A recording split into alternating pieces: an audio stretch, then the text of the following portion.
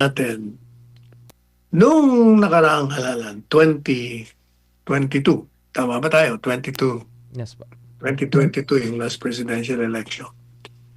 Meron akong hamon ang itinapon sa harapan ng VP Sara. At ito ay maging presidente ng bansa. At kung tinanggap niya ang hamon noon, presidente na siya ngayon at hindi na siguro nangyari ang mga dapat mangyari. Subalit, talagang ang tadhana ay marunong maglaro.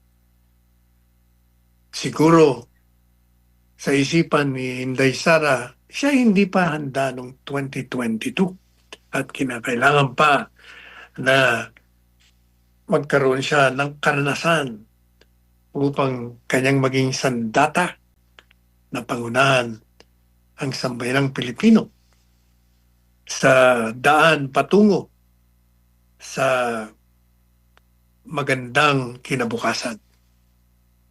Kaya yung pong pag-anunsyo niya nung nakaraang linggo na siya ay tatakbong Pangulo sa 2028,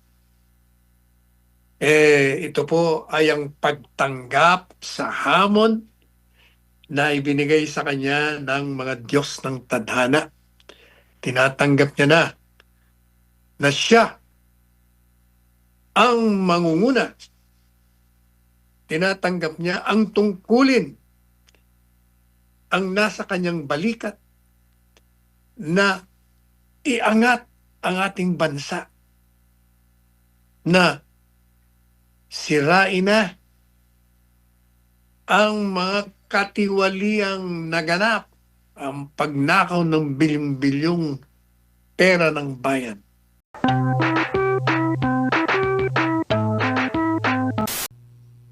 Yung pong column natin na pinamagatan nating Looming Sara Presidency o sa wikang Pilipino, ang nalalapit, nakatakda o naaaninag na panguluhan ni BP Inday Sara.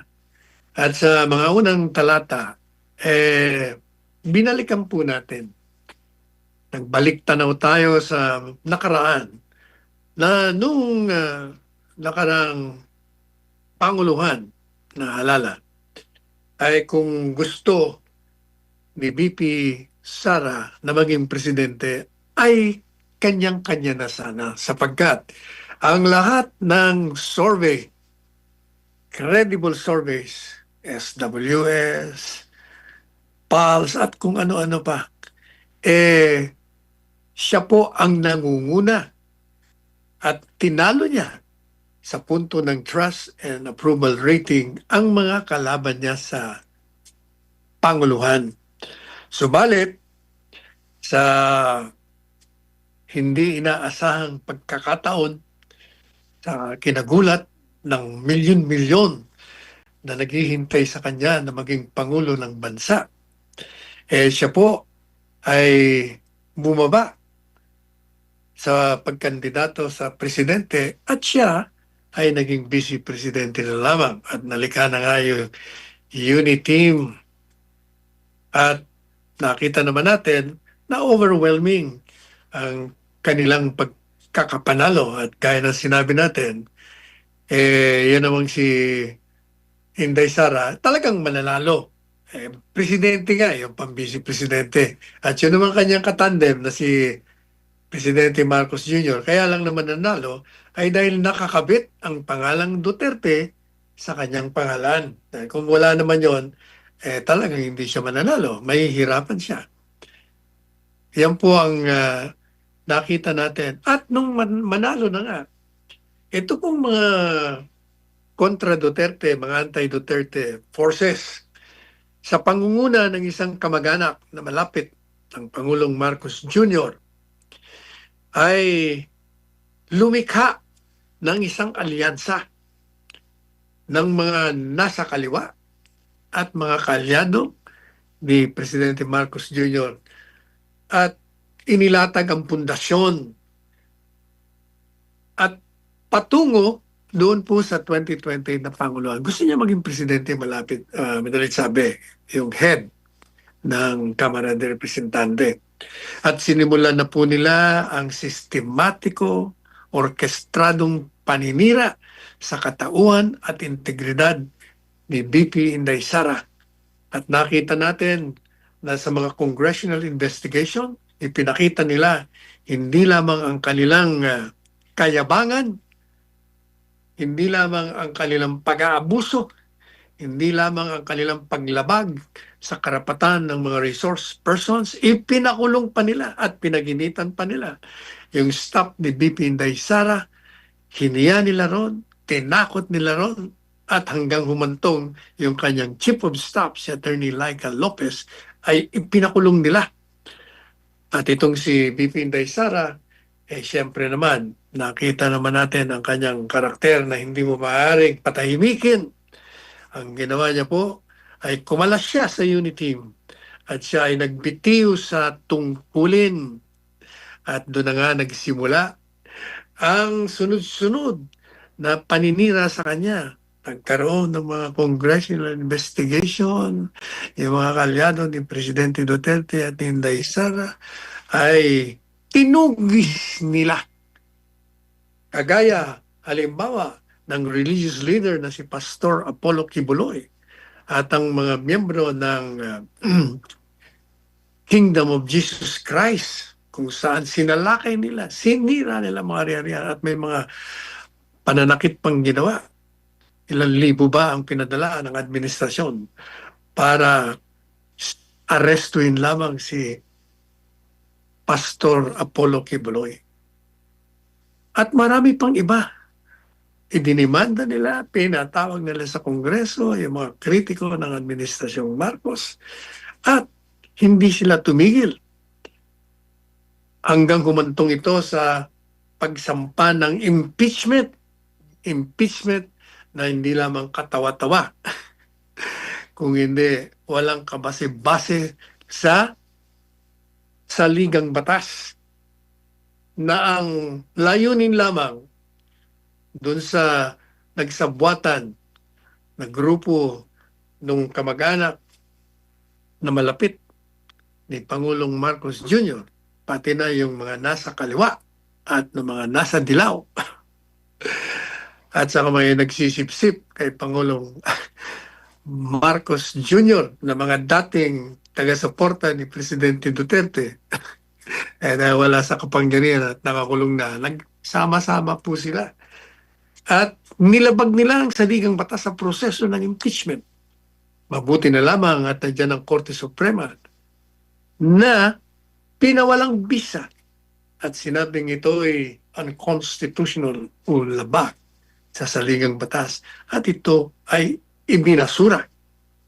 Yan po ang naging kalakaran sa likod ng pagkapanalo ni Inday Sara at ang pagkalas niya sa unit team at ang paghihurak sa kanyang pangalan, persona, integridad, pati na lahat ng mga kaalyado ng Presidente Duterte.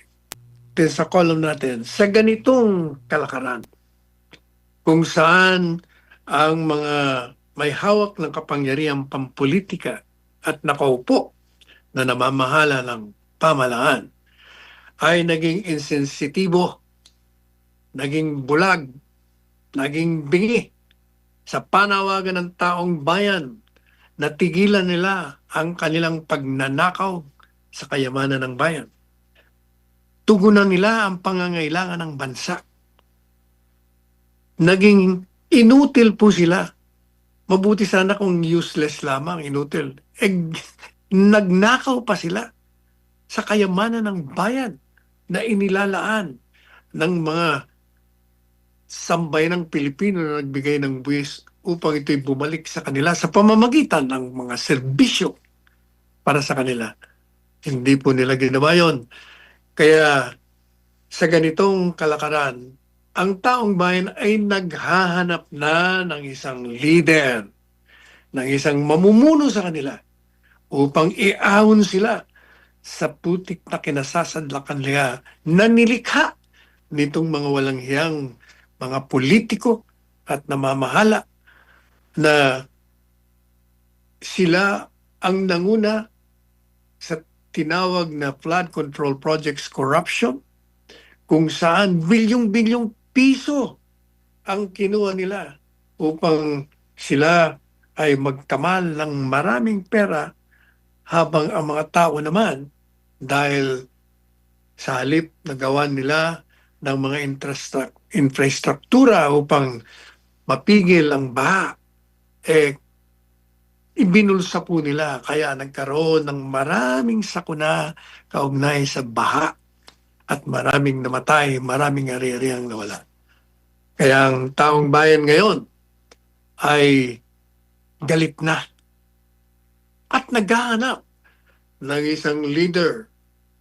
Kung mga naghahanap sila ng parang Moses upang pangunahan, isama, ilayo dito sa ganitong sistemang pagnanakaw ng mga iniluklok nila sa kapangyarihan at sa kawalan ng pagtugon sa pinakapangunahing mga pangangailangan ng taong bayan.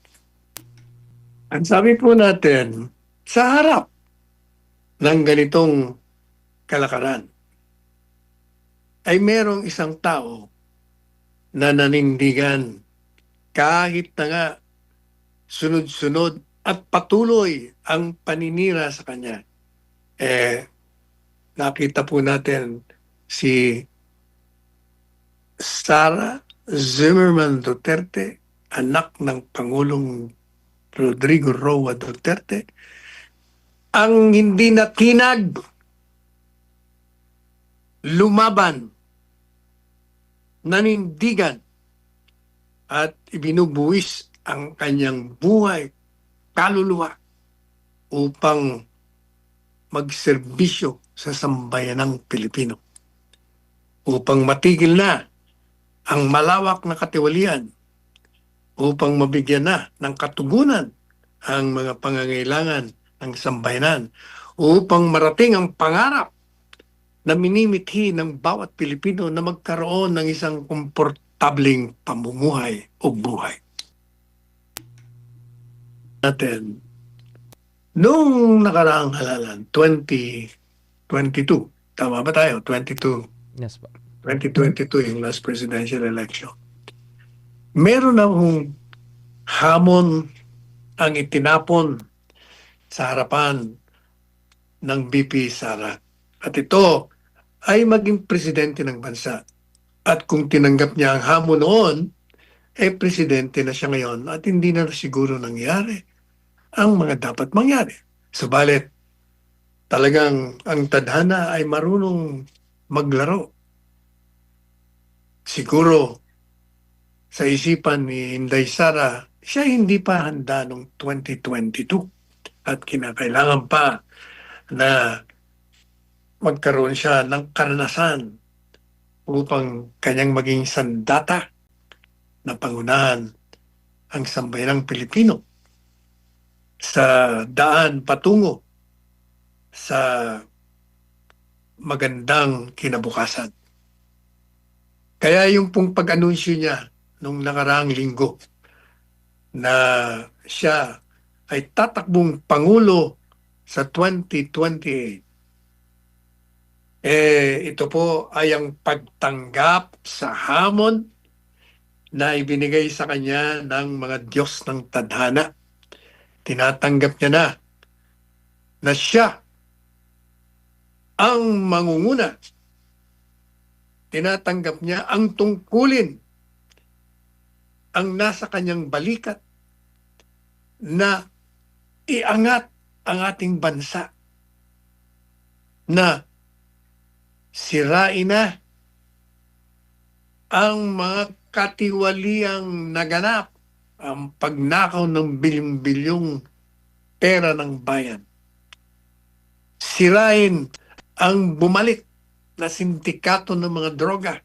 Sirain ang pagbabalik ang pagsisimula na naman ng mga terorista,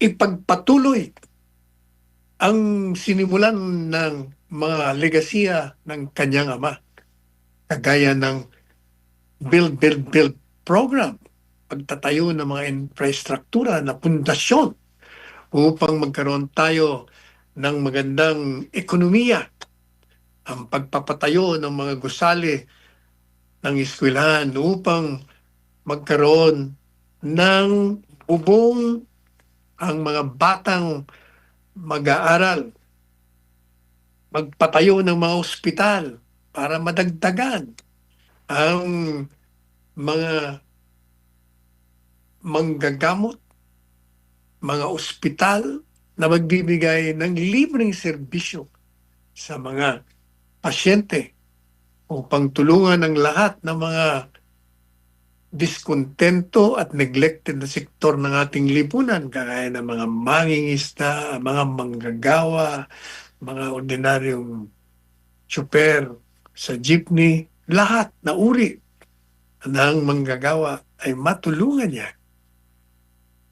Pangunahan niya at siya ay maglatag ng isang patakarang panglabas o foreign policy na batay lamang sa interes ng ating bansa at mga kababayan at hindi batay sa pagdikta ng mga makapangyarihan. Kaya yung pagtanggap niya po ay wala nang urungan yan. Tuloy-tuloy na yan. At nagsimula na ang kanyang pagtahak sa landas patungo sa Panguluhan. At hindi magtatagal, siya ay uupo sa Malacanang at tatawagin siyang La Presidenta, Lady President. Hindi lamang madalas ang talk to the people, madalas ang cabinet meetings kung saan yung mga programa ng gobyerno ay pinag-uusapan at nailalabas doon ang mga kakulangan, ang mga pangangailangan, ang mga suliranin. Kaya nabibigyan kaagad ng karakarakang solusyon ng dating Presidente Duterte. Kaya yung sinasabi niya, sa madalit salita, mahina ang presidenteng ito. Di wala akong nakitang programa, pati yung budget namin, pinakialaman ng Kongreso, hindi man niya lang pinagsabihan ng mga miyembro ng Kongreso na kontrolado naman nila yon. Alam niya na ninanakaw o kinukuha ang budget ng edukasyon at nililipat kung saan-saan upang kumita sila. Pero wala. At binigay niya ang Pangulong Marcos Jr., binigay niya ng Pangulong Marcos Jr. ang suliranin ng Department of Education, yung kawalan ng mga gusaling eskwelahan. At kailangan ng pondo, pero hinayaan niya na ito'y makuha sa budget at mailipat sa mga gusto ng mga kongresista. Wala. Kaya sabi niya, hindi nagka-cabinet meeting, paano ba yan? Paano natin malalaman? Kaya kami na lang ang gumawa ng aming mga proyekto. O yan. Kaya narinig na rin natin yan actually noon pa. Inuulit lang ni President ni VP Sara upang maalala natin ang mga kakulangan ng administrasyong ito at ang kadahilanan kung bakit siya kumalas sa administrasyong Marcos Jr. Pinakinggan natin yung presentasyon ng mga taga-usig na paulit-ulit. Actually, yung mga sinabi nila ron, matagal na nating naririnig sapagkat yun ang kanilang negatibong pagsira sa pangalan ng Presidente Duterte na batay lahat sa haka-haka, aligasyon ng mga testigong hindi mo mapagkakatiwalaan, mga testigong binayaran, o kaya naman masama ang loob kay Presidente Duterte, meron silang mga hiningi na hindi binigay dahil illegal. At batay pa dun sa mga pananalita at pahayag ni Presidente Duterte na di umano, nag-utos siya na patayin ang mga kriminal. Kaya 30,000 daw ang napatay. Pero gaya ng paulit-ulit na nating sinabi, ang problema dito sa mga kalaban ni Presidente Duterte at yung mga kritiko niya, yung salitang kill o patayin, pag galing sa bibig ni Presidente Duterte, palaging sinasabi nila na, kita mo, siya mismo nag-uutos. Paano, nililiteral nyo? Ang ibig ko sabihin, ang papatayin ka, ikaw ay tutugisin pag ikaw'y lumabag sa batas, pag ikaw ay talamak sa paggamit ng droga o nagbebenta ka ng droga na siyang naging sanhi ng pagkasira ng isang henerasyon. At ikaw ay tutugisin hanggang sa dulo ng mundo upang ikaw ay managot sa iyong kasalanan at para ikaw ay ipakulong. Yan ang ibig sabihin niya. Kill means that the president will hunt you to the ends of the earth and make you accountable for the crimes you have committed and put you behind bars. Yan ang ibig sabihin. At hindi totoo, nga pala, dahil sinabi kanina, hindi pa rin sinasagot ng prosecution yung mga pahayag ng abogado ni Presidente Duterte. Sinagot na. Kasi kahapon, ang estilo, una yung prosecution. Ng umaga, sinagot naman ni Kaufman. Nung hapon, sinagot na ho yung mga banat ni Kaufman na sa aking pananaw. Punto por punto, sinagot niya. Sinagot niya lahat ng mga aligasyon. Pati na yung death squad na nilikha lang naman ng media yon. Actually, yung death squad, alam niyo yung death squad. Gaya ng paliwanag ng Presidente Duterte yon. Hindi niya nilikha yun. Ang lumikha noon, ay yun ding mga taong involved sa droga, sila nagpapatayan. Sabi niya, ang ginawa ko, inintriga ko ang bawat isa, kaya nagpatayan sila. Totoo naman kasi na, siyempre, pag kayo ay mga miyembro ng sindikato, talagang mag-aaway-aaway kayo kasi mag-alalabanan kayo doon sa teritoryo. Minsan nagkakaroon ng mga unsihan dyan. At nung magiging presidente siya, natatakot sila na baka isuplong sila ng mga kasama nila. Kaya pinapatay nila. Kaya nagkaroon ng maraming patayan dyan. Yun ang sinasabi ni Attorney Kaufman na yung lahat ng mga pinagsasabi nyo, yan ay kagagawan ng inyong pagsira kay Presidente Duterte. At yung kanyang pagkakulong,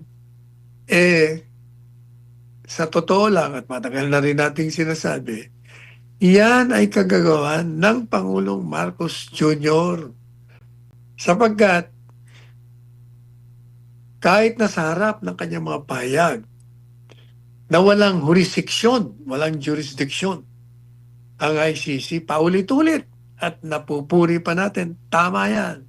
Sinabi niya, di ba? Hindi ako magko-cooperate in whatever form or shape. Pag pinaresto nila si Presidente Duterte, hindi ako papayag. Pero sa likod niyan, plinano na nila na arrestuin. At nakakuha sila ng magandang kadahilanan o justification. Ginamit nila yung Interpol. Sinasabi nila, wala ang jurisdiction yan. Pero since pinakiusapan tayo ng Interpol, yung warrant of arrest, ipapatupad natin. Pero yung gaya ng paliwanag natin paulit-ulit, yung Interpol ay coordinating agency lang yan. Tulungan ang nakikiusap na bansa o institusyon na hulihin ang akusado. na gusto nilang litisin sa kanilang bansa o dyan sa International Criminal Court. Ang aaresto pa rin ng inisyong warrant of arrest, whether galing ito sa isang foreign court ng isang bansa o foreign tribunal like ng ICC, kailangan ang magpapatupad niyan, hindi naman yung Interpol, kung hindi yung bansa mismo. At sa kaso ni Presidente Duterte, ang administrasyong Marcos ang magpapatupad noon. At pinatupad nila, yun ang naging excuse nila. Wala naman ng kapangyarihan ng Interpol. At wala ho tayong obligasyon na pagbigyan ang kanilang pakiusap. Nakiusap lang ho sila. Kaya nga pakiusap, request. We can decline. We can deny the request.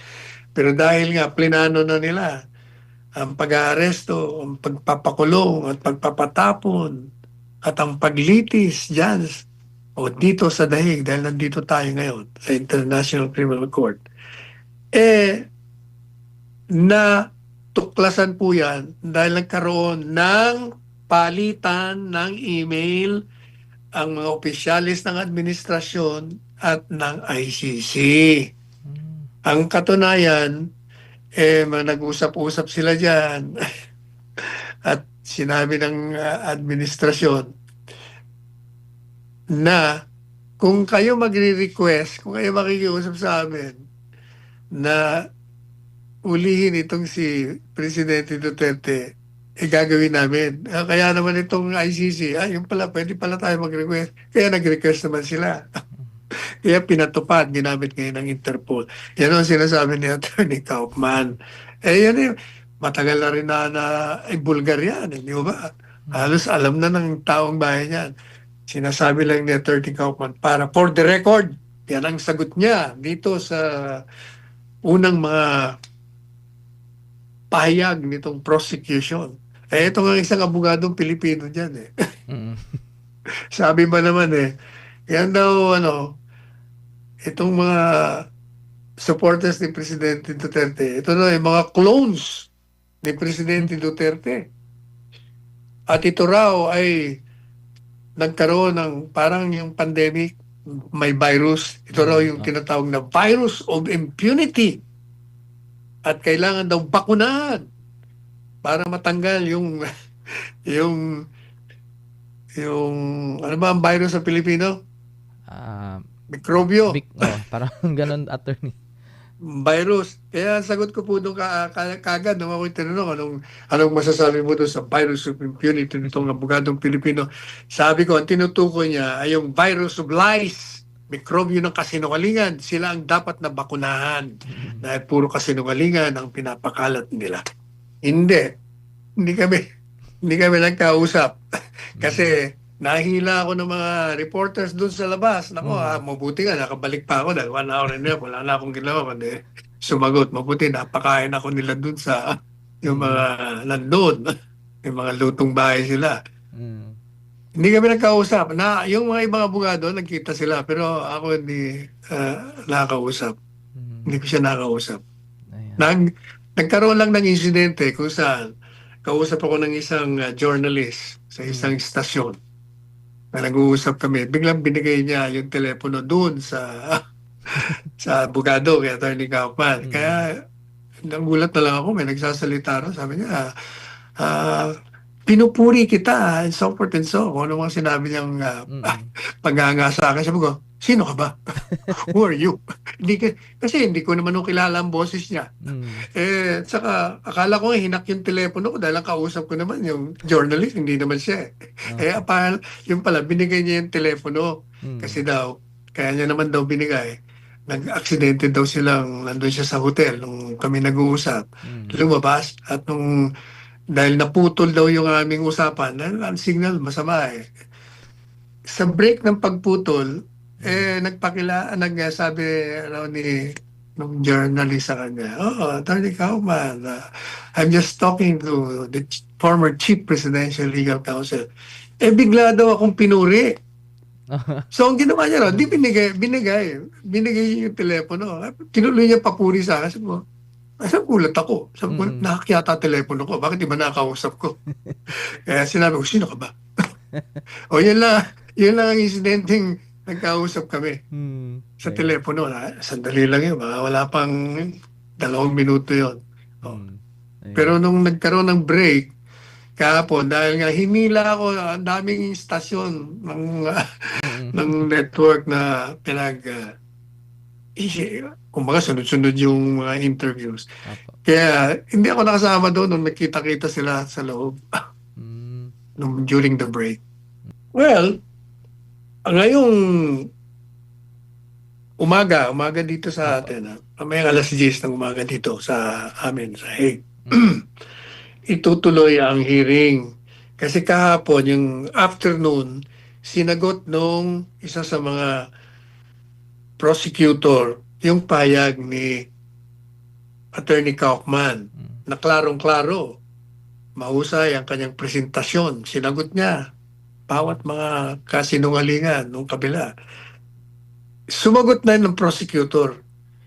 At to his credit, alam mo, kung mahina ka, kung hindi mo nanamnamin ang mga sinasabi, mapapaniwala ka. Marunong din sumagot. Mm. Marunong sumagot kay Attorney Kaufman. Ano pa siya, kalmado pa siya magsalita. Sabi ko, okay dito, magaling dito mambola. Kaya, Mm. iyon ang sasagutin naman ngayong umaga ni Attorney Kaufman. Yung kanyang kontra sa mga salaysay o pahayag ni Attorney Kaufman, iriribat naman niya yun. Yan naman ang mangyayari mamaya. After that, magpipresenta na naman sila. Ini-elaborate lang nila yung unang pahayag ng prosecutor. Kumbaga nilatag niya, ito ang aming, ito ang akusasyon. At yung ibang mga kasama naming abogado rito ay partikular na ipapaliwanag, isa-isa, detalyado. O yan ang mangyayari doon. Mm. Pero so far, Attorney Sal, well, nabanggit niyo po kanina na nung unang araw ay nagkaroon ng meeting after the break yung ibang legal counsel or yung mga kaibigan din ni dating Pangulong Duterte ng mga abogado. Possible po ba ngayong araw ay you will join them also, if ever? Hindi, palagi naman, magkakasama kami, magkakatabi kami sa upuan. Isa lang ang upuan namin, kaming 6. Yun, during the break lang yun siguro, habang nagkakape, dumating si Attorney Kaufman doon, nagkakwentuhan. Pero hindi ho yan ang sinasabi kong formal. Mm. Ang gaya ng sinabi ko noon, kaming mga abogado na binuo ng pamilyang Duterte upang tumulong sa kanyang depensa, kami ho, sa ngayon, mag-uobserba muna. At pag natapos na yung mga gaganaping hearings, kami ay formal na mag-meeting kaming 6 na abogado at i-assess namin ang sitwasyon. Pagkatapos niyan, siguro gagawa na kami ng arrangement na magipag-usap sa kabilang panig naman, yung defense team ni Presidente Duterte upang magpalitan kami ng kuro-kuro, ng maaaring mga insights ng bawat isa at kung paano kami makakatulong sa kanila. Lalong-lalo pa na ang krimen na inaakusa ka sa kanya ay naganap sa bansang Pilipinas. Mm. Pilipino ang di umanong kumamit. Biktima ay Pilipino. At ang batas na dapat na gamitin upang usigin sila na nilabag ng administrasyon at nilabag din ng ICC ay mas nakakaunawa, nakakaalam ang mga Pilipinong abogado. Kaya noong pa sinasabi ko na, di ba, simulat sa poll dito sa programa natin, dapat may abogado kayong Pilipino dyan. Lalong-lalo na yung mga abogado na sa panahon ng administrasyon ay kasama sila at nakita nila kung ano ang naging programa. Sapagkat mga miyembro sila ng kabinete. Pero hindi mabuti naman nagkaroon ng realization na talagang kailangan ng Pilipinong abogado at wini-welcome naman Attorney Kaufman sa kanyang mga public statements. Mm. Sinasabi niya pa nga malaki daw malaki daw ang tulong na ginawa ko sa kanya. Sapagkat sangayon sa kanya yon. Mm. Eh, pinapalo niya raw yung aking matagal na panahon na raw. Kumbaga, pinapakinggan niya. Siguro yung mga komentaryo ko. Opo. Kasi, yun namang presentasyon niya. Parang nakikinig ako sa sarili ko nung nagsasalita siya. Kasi yun din naman kasi sinasabi ko nung mga nakaraang taon na pagtatanggol ko kay Presidente Duterte. Madalit sabi, kaya yung sinasabi niyang tulong, marahil yun, tinutukoy niya yun. Nakapulot din siya ng kung ilang bahagi sa kanyang pagdidepensa. Pakwela lang yun. At saka, yun naman pagpunta niya ron kasama sa kanyang tungkulin bilang presidente. At hindi rin katakataka na kung meron sila mga lihim na usapan.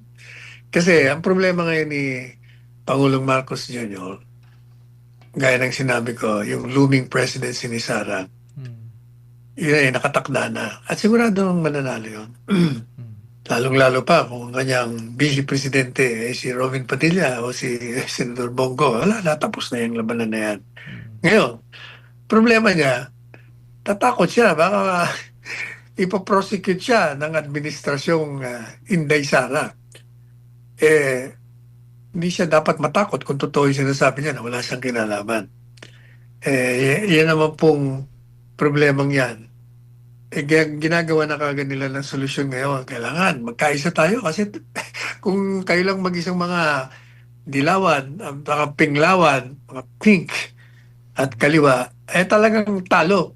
Kaya kailangan mag-combine puwersa tayo. Wala rin mangyayari sa kanila. Tiwala kayo. Ayan. Pupulutin na naman yan sa kangkungan ng kasaysayan. BBM is not a weak president. He's a weak person. He can't keep his promises. April 15, 2024, when PBBM was explicitly asked during a Correspondents Association forum if he would hand over Duterte if the ICC issued a warrant, his exact statement was, "We don't recognize the warrant that they will send to us. That's a no. Where's PRRD now?" February 2025, when PBBM was asked that the HOR only acts with his approval, he remarked, "Well, you give me too much credit. I do not give guidance to Congress. We are independent of each other." Didn't he advise Sandro, who was the lead signatory, to perform his duty? And November 2025, when PBBM issued a stern warning about jailing the big fishes in the flood control scandal, they won't have a Merry Christmas. Before Christmas, they will all be jailed. Where are the big fishes right now? Yun yung mga tanong ni Mr. Tony Tubo, Attorney Sal. Totoo naman lahat yan. Yan alam po ninyo, hindi lang nag-iisa yung nagkukomentaryong ganyan. Gaya ng mga palagi natin pinapaliwanag. Talagang ang administrasyong Marcos Jr. ay naging sinungaling, naging balat kayo sa mga pangungusap payag niya nung nakaraan. Ibang ginagawa sa mga salita. Ayan. Ayan, maraming salamat po, Attorney Sal. Samantala, from Anchor of the Heart, a YouTube comment, "Magandang araw po sa lahat. Sana lang po maibalik ni Inday Sara Duterte ang parusang bitay sa bansa para na rin po sa mga Pilipino. Kaya po nagkaganyan ang bansa natin dahil walang death penalty." Naku, baka ibalik daw yung death penalty, Attorney Sal. Ano pong masasabi niyo? Di ba? Ako, pabor ako doon sa mga heinous crime. Ibalik ang death penalty. Ayan. From Glory Libasa, "Good morning po, Attorney Sal. Good luck po. Sana maipanalo nyo po si Tatay Digong. We all thank you sa pagtindig para kay Tatay Digong. We miss him so much. Watching from Macau, China." Salamat. Ayan. At isa naman pong text message from RT Petron, Attorney Sal. "Hi po, doon lang ako sa magiging VP ni President Sara. Babase ako sa sinabi niyang role na ibibigay niya na maghahabol sa mga gumawa ng anomalya sa gobyerno at yung palaban din at palabanggit ng mga maling gawa ng BBM admin." Yan po. Okay. Next. Ayan. At muli Attorney Sal, bago po tayo tuloy magtapos sa araw na ito sa programa ito ay babatiin natin ng mga nanonood sa ating social media sa YouTube kay Nepdrox, Efren Guhilde, Joey Sarmiento, Kimberly. Meron siyang mensahe dito Attorney Sal. May 18 Marines po nag-presscon right now kasama si Guteza. Ayan. From Yan, magandang balita yan. Mm. Anong sinasabi niya sa press con? Parang ongoing pa po ata Attorney Sal nagpadala po siya ng mensahe na may ongoing na press con. So abangan lang po natin ng mga kaganapan doon. At kay Nancy Salinas, good morning Attorney Sal. Roxanne Costo, ito watching from Queensland, Australia, at kay Rosalinda Tandok. Ayan po sila Attorney Sal. Kumusta kayong lahat dyan sa iba't ibang panig ng mundo? Patuloy lang po kayong sumubaybay sa lahat ng pangyayari dito sa ating bansa. Makinig at kayo'y manalangin sa kalusugan ni Presidente Duterte. Ano nga bang latest doon? Kasi may nabasa ko Mm. ilang oras na nakakaraan na di umano. ANC ang nag-report na naimatay daw si Presidente Duterte. Meron na bang validation ang pamilyang Duterte na totoo ba ito? Kasi dito sa Hague, wala pa kaming nababalitaan. Tinatanong lang ako ng reporter. Akala ko nga, tinutukoy yung mga nakaraang nung siya ay unconscious. Pero sa ngayon dun sa report na nabasa ko, siya daw ay nakita na walang malay sa banyo. Kaya gusto ko malaman kung ano ba ang kalagayan niya.